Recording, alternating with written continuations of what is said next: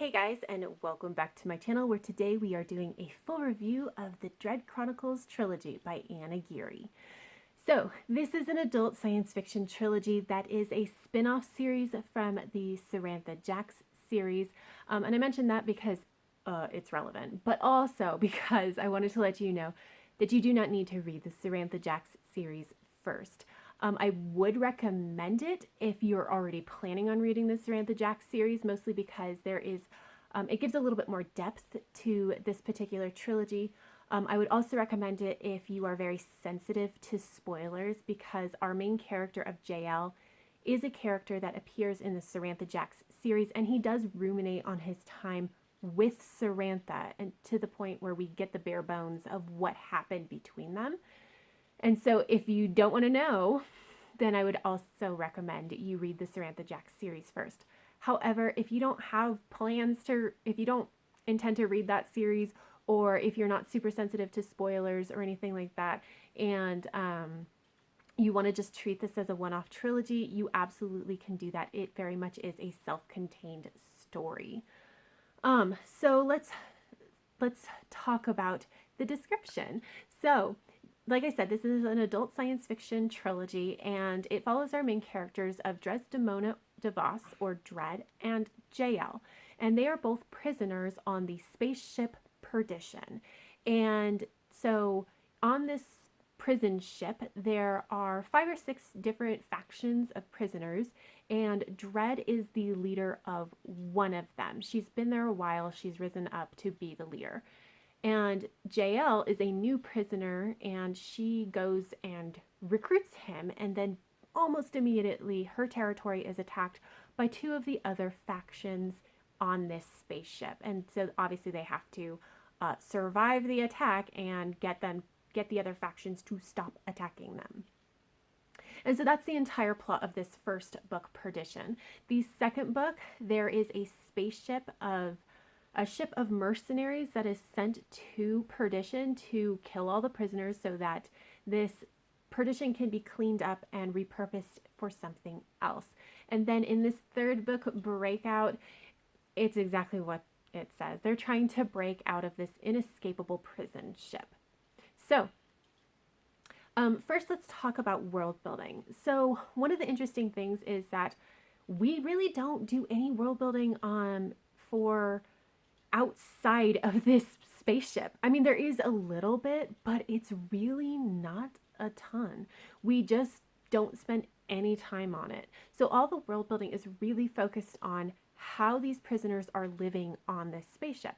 And what I actually really appreciate is that Ann Aguirre took the time to ask some basic questions and then find the answers to them. So for example, it's very clear that when a transport ship drops off new prisoners, they also drop off some supplies, but they never bring enough supplies that, like, for example, the food is going to last until the next transport comes. So then you ask, okay, so how are they all alive, right? How are they surviving if they don't have enough food? Well, in, like, for instance, Dred's territory, they have a hydroponics garden. Now, we don't spend so we're given an answer, but we don't spend any time exploring that. There is no depth, there is no explanation. It's just they have a hydroponics garden. So that's where I started having problems. It's like there's an answer to the question, but it's an answer with no explanation. Now, I was mostly okay with this because this is really much more of an action story, and so I can understand Ann Aguirre choosing to not spend a ton of time explaining how all the world building stuff works. But I have so many questions, but I do appreciate that she did actually answer some of those very basic questions when a lot of action books don't. The other thing that I really struggled with was I have no idea how this ship is laid out. I know we traveled through various territories, but I don't have any idea of their relation or where they are. And like eventually I just let it wash. I was just kind of like, okay, so we're in a different territory now. We went down, we're in a different territory. Like I just didn't understand how things like worked I felt like I needed a map, which is silly because I wouldn't have looked at the map because I generally don't look at maps. But I did want to mention it. Now, it might be just a personal problem because my ability to build a map in my head is very, very limited. But I did want to mention it just in case it's not a personal problem. But I did also want to say that if you just let it wash and don't worry too much about where exactly they are, figuring out where they are, it's fine. You have enough information to understand what's going on. So next, let's talk about plot. So one thing I love about this is that the plot of each book, as I described it, is exactly what the book is about. It is very tightly focused on that. There is no real meandering. Again, it's an action series, and so the first book is really just this territory dispute between the various factions. That's it. And so I actually really like that because I have dealt with a lot of books that are a little bit more meandering or are far more complicated than they first seem. And so to have something that is so tightly focused, like, it was just really nice, actually. And I do think that it was done fairly well. I think that the twists and turns of the plot were interesting because obviously when you have a plot like that, you're going to run into problems. You're going to have to, problem solve and figure out various things. And I did think all of that was very interesting. It just was all in service to this one very focused plot. And I think it was done well. There is, however, the one subplot we have is a romantic subplot between JL and Dred. And I didn't love it for reasons I'll get to when we talk more about characters, but it wasn't bad. It just really wasn't my thing. But with that romantic subplot, there is sex in these books. There are a couple sex scenes in each book, and they're not particularly long and they're not particularly explicit. They're really just there. And so I didn't really mind it, but it is a thing. So I wanted to mention it. Next, let's talk about the characters. So I didn't love the characters of this, but I thought that they were who they needed to be and they did the things that they needed to do to move the plot along. And then finally, at the last half of the third book, I finally did like some of them. Like, I actually really liked some of them. But for the most part, I didn't really love them or hate them. They were just there. With the development and growth of various characters, I do think that JL's development and growth is absolutely the most prominent. Now, he has trauma he is dealing with because for most of his life, he has been viewed as a thing rather than as a person. And that really leaves its mark. Now, he does eventually fall in love with Dred. He cares for her strongly and then eventually falls in love. And she loves him back. And when you have it's that thing of when you are loved so profoundly, when you never have before, it absolutely will have an impact on how you view your life, right? And it can change your perspective on things. And we see that with JL, where like in the beginning, how he views, for example, his interactions with Samantha is different than how he views it after he's fallen in love with Dred. And that's where I had problems with the romantic subplot because that's just not my favorite. It's not bad, and it's actually very understandable in this particular context, which is why I'm more accepting of it. It's just not my favorite. Like, the power of love changed him, and it is what it is. But like I said, in this particular context, it makes a lot more sense, and I'm okay with it. The other character, obviously, that we do get a lot of development and growth for is Dred. Now, she also has her own trauma because prior to becoming a faction leader, she was essentially part of a harem against her will. And so she has to deal with that trauma, and she's clearly dealt with a lot of it, but there are some like lingering after effects, which I actually do appreciate that Ann Aguirre included.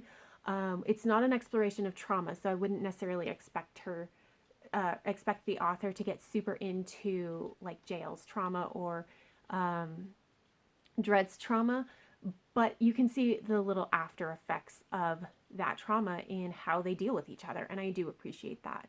But moreover, Dred has consistently played a character throughout her life, and she's trying to figure out who she actually is. And especially later when it doesn't matter so much, she doesn't need to play a part. Like, who is she? And so I thought that that was also interesting. I think that it's much more subtle than JL's growth, but it is still there, and I did appreciate it. Next, let's talk about pacing and writing style. So this is very fast paced, very, very action oriented, which you would expect because it is an action story. I will say, however, that the beginning and the end of the third book did drag a bit. Now, it's called Breakout. They're breaking out. And if you've read the previous two books, then you kind of know that they're going to break out. Like, it's not really a secret. You just don't know how they're going to do it. And so the first like chunk of that book, it's, you know, they're going to break out. And so there aren't enough twists to make it kind of interesting. It was fine. It just wasn't super interesting. And then the ending dragged a little bit because obviously they're escaping. They're escaped convicts. How do you live outside of a prison ship when you're literally an escaped convict? Like, how do you live as a person? Even from like getting a house, for example. So I actually like it, but Ann Aguirre took the time to answer that question. And like I said, I liked it. It's just, it got slow. And so it did drag. But I would rather have the answer to that question and have it be slow than to not have the answer to that question. So I just wanted to give you a heads up. This is, I think that Ann Aguirre did find a really nice balance between the action sequences and the character growth of Dred and JL, as well as like learning more backstory of like the secondary characters and stuff. I did think that the balance was really nice and definitely worked well for me. And I think part of that is because that this is actually a dual perspective. It's a multi-perspective book.